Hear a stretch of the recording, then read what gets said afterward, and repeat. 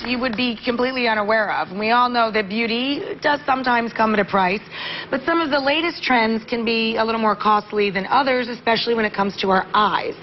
In fact, they can be dangerous. And here to tell us about some of the dangerous trends in eyes is optometrist, because she would know all about that. This is Dr. Kimberly Friedman. Please welcome. All of us use multiple in one day. All the ladies out there use skin products, hair care products, but you don't really think about your eyes as much as the other parts of your body, right? Right, right. Well, sometimes we can neglect our eyes by not using the creams and UV protection when we're outdoors, but also a lot of the problems actually come in when we're using products and chemicals in and around our eyes that really have no business being there.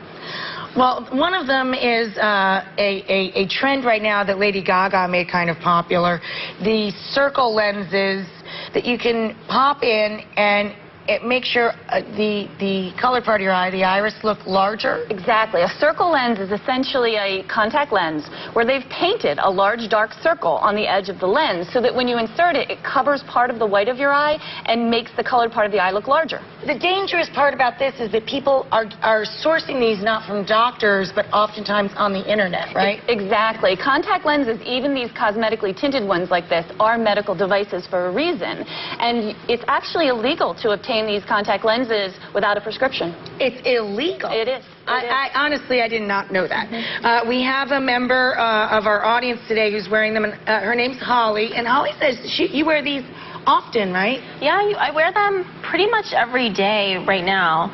It wasn't always like that, but it kind of evolved into that type of thing. I don't know, I just like the way they look. It's an easy way to change your eye look and kind of more cost effective than buying a whole set of contacts. You can buy them like one set, and it's just kind of like doing a different makeup look.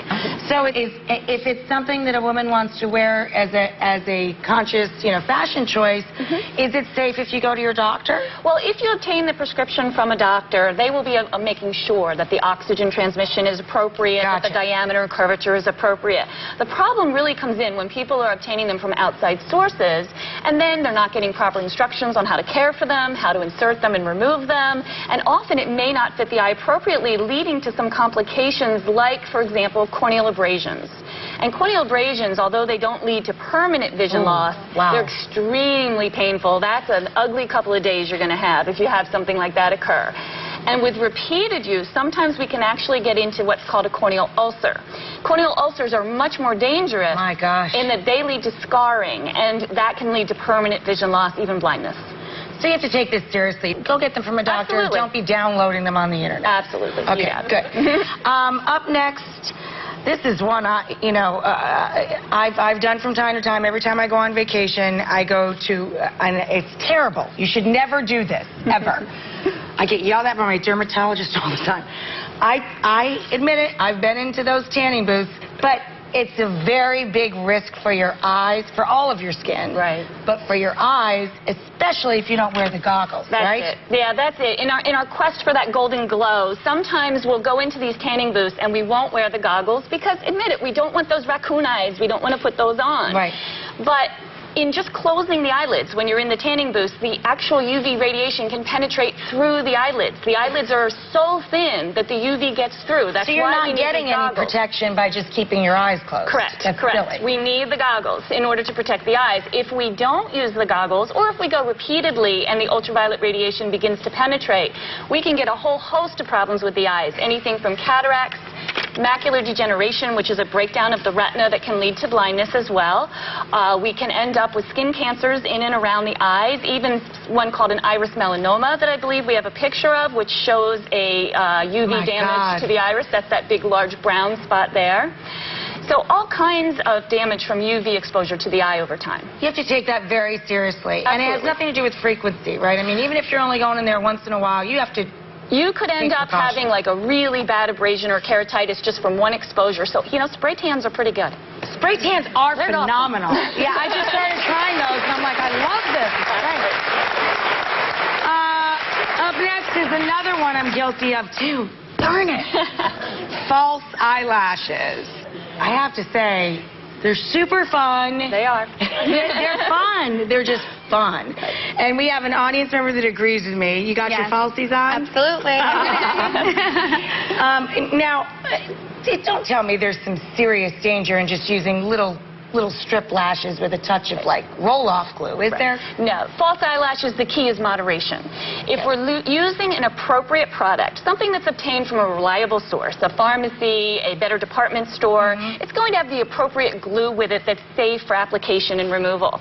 However, sometimes we actually see people that will use one of those really super tight adhesive glues in order to make it hold a little bit longer. And then when you remove the eyelashes, you're removing maybe part of the skin as well, and we can end up with some pretty ugly complications there. The other complication that we'll see is if someone's using them repeatedly. If it's an everyday thing, the constant pulling of the lashes off and on can damage the hair follicle, ultimately resulting in very thin, sparse eyelashes. Yeah, you'll end up naked on your eyeball. Absolutely. Yeah. Now, let me ask Melissa, how often do you wear yours? Every day, I do. Have you noticed that your own lashes, have you had any loss? No. If you apply them correctly, I think, and if it's onto the skin and not onto the lash, then you should be okay. And you shouldn't really rip them off. I recommend, and people have recommended, using makeup remover on the band, and it'll loosen the glue up, and you could just peel them right off. Exactly. Yeah, mine is just a little light rubber stuff. I wear them when you're on TV or an event or something. Right. They're fun. So let me ask you about a lot of my friends. My own sister gets these, the lash extensions. Right. I got these one time, and my eyes burned. I poured tears. They looked phenomenal. But is that glue safe? Well, I mean, it's very strong. A lot of those extensions you get in a salon. Now, what they're supposed to do is do a patch test first to make sure that you're not sensitive to that chemical, because some people can be sensitive to that chemical and have the experience you had. But even if the chemical is appropriate for you, we find that the weight of those extensions and the adhesive that they use can put a lot of strain on your natural lashes, again, causing them to break off, getting that thin, brittle lash look. So in our quest for long, gorgeous eyelashes, we're actually somewhat destroying our own lashes. So again, if you're going to do that, maybe, you know, once in a great while, special occasion thing, and make sure you're patch tested first. Absolutely. Who knew? Thank you so much, Doctor. It was great visiting with you. Up next, a little girl who's opening our eyes to another dangerous